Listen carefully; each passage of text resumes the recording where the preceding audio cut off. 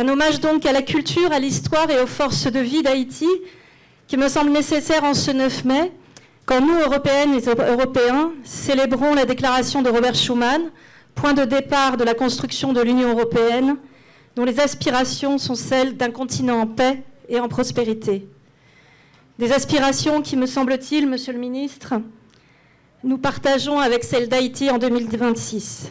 En 1950, le projet européen s'est d'emblée construit comme un projet de paix.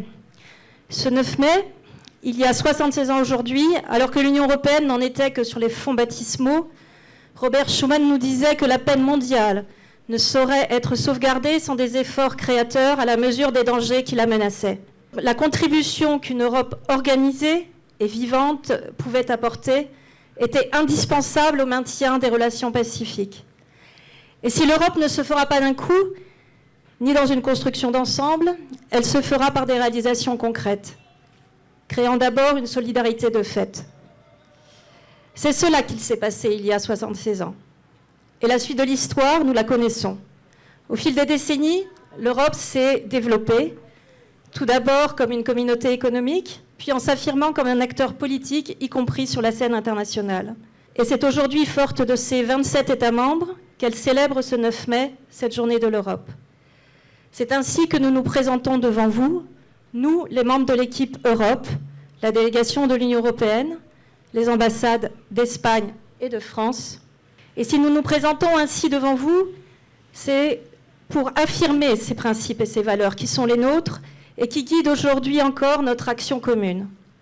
La défense de l'état de droit, celle des droits humains, du multilatéralisme notamment. Et je salue à ce titre la présence du représentant spécial du secrétaire général de l'ONU et toute l'équipe de l'ONU qui l'accompagne. La diversité des partenariats est l'un des vecteurs fondamentaux qui nous permettent aujourd'hui dans le monde d'aspirer aussi à être ensemble tout en défendant nos grands principes. Ce n'est pas non plus un hasard si je cite ces grands principes de la diplomatie européenne aujourd'hui en 2026. Car c'est au nom de ces principes et valeurs qu'elle défend et promeut inlassablement que l'Union européenne agit, construit, noue ses partenariats, ici aussi en Haïti. Nous sommes ici engagés depuis 1975. Nous continuons à vouloir l'être en disant notre disponibilité à être aux côtés du peuple haïtien à un moment si important comme il semble l'être en ces premiers mois de 2026. Un moment difficile, porteur de souffrances et de blessures, mais un moment aussi porteur d'espoir, tant l'aspiration du peuple haïtien à la liberté, à la stabilité, à la sécurité et la prospérité semble à la fois urgente, légitime et nécessaire. Comme un cri de la jeunesse haïtienne à ce monde qui la regarde et à ce monde qui se doit d'agir. Alors oui, nous, Européennes et Européens, réunis devant vous, comme sans doute d'autres partenaires, sommes prêts à nous engager. Dans le monde d'aujourd'hui, nous l'avons dit et écrit avec mes collègues ambassadeurs européens accrédités en Haïti, dans le monde d'aujourd'hui, la sécurité est indivisible. C'est pour cette raison que l'Union européenne et ses États membres restent fermement unis en soutien à l'Ukraine, qui continue de faire face à l'agression militaire de la Russie. C'est aussi fort de ces convictions que l'Union européenne et ses États membres disent leur disponibilité à accompagner Haïti dans ses efforts pour recouvrer sa sécurité et sa stabilité. Nous le faisons en soutenant la mise en place de postes avancés, opérationnels pour la police.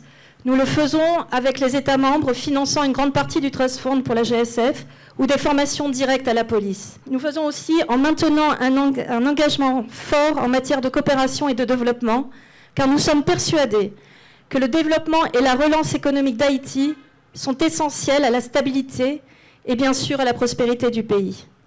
Avec un portefeuille d'un montant de 340 millions d'euros qui reste à mettre en œuvre d'ici 2028, nous maintenons cet effort exceptionnel pour Haïti, notamment en liaison avec le bureau de l'ordonnateur national, dont je souhaite saluer l'action et celle de son équipe. Ensemble, nous développons d'importants programmes liés à l'infrastructure, à l'agriculture, au système hydro-agricole notamment. Nous travaillons avec nos partenaires de l'ONU à la lutte contre l'insécurité alimentaire, au développement local des communautés, à la planification urbaine et à l'aménagement du territoire. Nous sommes fermement engagés dans la lutte contre l'impunité et la corruption. Je salue à cet égard, Monsieur le Ministre, l'action inlassable de l'ULCC et la présence de son directeur parmi nous aujourd'hui. Je salue également, Monsieur le Ministre, votre engagement à permettre dans les prochaines semaines l'établissement des pôles judiciaires spécialisés en matière de lutte contre les crimes de masse et les crimes financiers. Avec la sécurité, le besoin de justice est l'un des plus importants que j'ai vu s'exprimer si légitimement chez nos amis haïtiennes et haïtiens depuis mon arrivée. L'Union européenne, depuis que la constitution des pôles judiciaires a été décidée, s'est immédiatement positionnée pour financer des programmes d'accompagnement, notamment via le bureau du Haut Commissariat aux droits de l'homme et l'ONUDC, au bénéfice des institutions judiciaires haïtiennes. Nous espérons que ce positionnement et votre engagement, Monsieur le Ministre, puissent rapidement se traduire concrètement aux yeux de la population haïtienne. Il n'y a rien de plus dévastateur, en effet, que le sentiment d'impunité. Mais il n'y a rien de plus inspirant et fédérateur que celui de la justice pour l'humanité. Au-delà des chiffres, au-delà des discours, nous souhaitons appuyer des actes concrets, des engagements concrets. Nous souhaitons agir aussi dans un plein respect de nos partenaires haïtiens, optimiser nos possibilités en ce sens. Nous souhaitons concrètement incarner notre solidarité. Nous souhaitons agir concrètement pour continuer à être fidèles à nos principes et à nos valeurs. Et c'est ce message que nous voulions adresser aujourd'hui avec responsabilité, avec sincérité et engagement au peuple haïtien.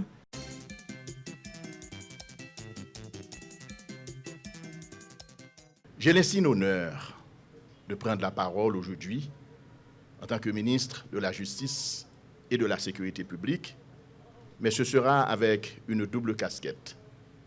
Premièrement, celle de représentant de son Excellence Alex Didier Fils-Aimé, le Premier ministre, et celle de représentant de la ministre des Affaires étrangères, tous deux à l'extérieur du pays.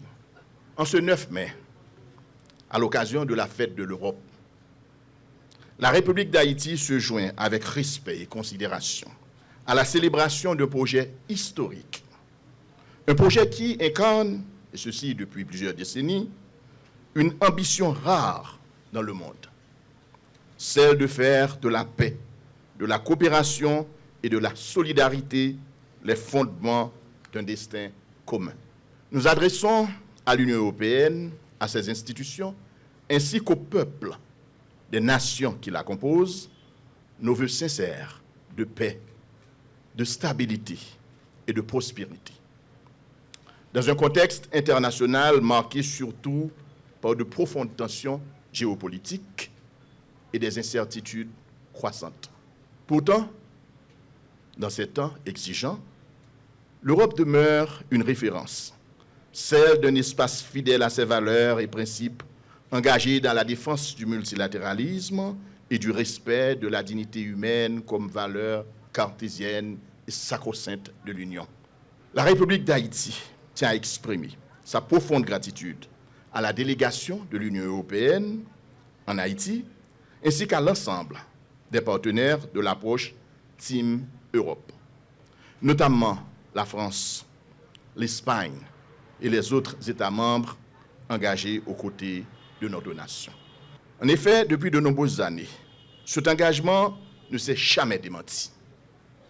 Il s'est manifesté dans l'aide humanitaire, dans les programmes de développement, dans l'appui à la gouvernance, mais aussi et surtout dans les efforts de stabilisation à un moment où le pays en avait le plus besoin. Au nom du peuple haïtien, nous saluons cette constance, cette fidélité et cette solidarité. Aujourd'hui, Haïti traverse une période charnière de son histoire. Nous sommes engagés dans une transition qui exige de nous courage, responsabilité et détermination. L'État haïtien travaille activement au rétablissement de la sécurité sur l'ensemble du territoire national, et ceci en coordination avec nos partenaires internationaux, notamment l'Union européenne. Dans le même temps, nous affirmons, et ceci avec clarté, notre volonté d'avancer vers l'organisation d'élections libres, crédibles et inclusives. Il s'agit là d'une étape essentielle pour renouveler notre paysage institutionnel et redonner au peuple haïtien toute sa place dans la conduite de son destin. Car il ne saurait y avoir de stabilité durable sans institutions légitimes, ni de développement sans démocratie. En effet, le ministère de la Justice, à cet effet, lance à partir de la semaine prochaine une formation du personnel judiciaire à travers les 20 juridictions du pays sur le processus électoral. Et toujours en appui au processus électoral, le 27 mai prochain, les pôles judiciaires spécialisés seront inaugurés. Celui sur les crimes financiers sera chargé de combattre le blanchiment de l'argent dans les campagnes électorales, avec le soutien de l'UCREF, du BAF et de l'ULCC. L'argent sale ne financera pas les élections. Nous accueillons avec conviction l'évolution du partenariat proposé par l'Union européenne visant à passer d'une logique d'aide à une logique de commerce. Cette transformation est porteuse d'avenir. L'initiative Global Gateway représente pour Haïti une opportunité stratégique majeure. Elle ouvre la voie à des investissements structurants, à la modernisation de nos infrastructures et à une meilleure intégration dans l'économie mondiale. L'État haïtien, aux côtés du secteur privé national, entend pleinement saisir cette opportunité. En ce jour symbolique, nous saluons également la portée universelle de la déclaration Schuman, qui a ouvert la voie à un projet fondé sur la paix et la coopération entre les peuples. Cette vision trouve un écho particulier en Haïti, terre de liberté, terre de dignité et de souveraineté, une nation qui, depuis sa création, porte une quête inébranlable de liberté et de paix. Mesdames, Messieurs, le moment est venu de porter notre partenariat à un niveau supérieur. Un partenariat plus actif, plus équilibré, fondé sur la responsabilité partagée et sur encore plus de résultats concrets. Car ensemble, nous pouvons faire de cette période de transition une étape fondatrice. Ensemble, nous pouvons faire de nos défis des opportunités. Et surtout, ensemble, nous pouvons bâtir un monde meilleur de justice et de liberté.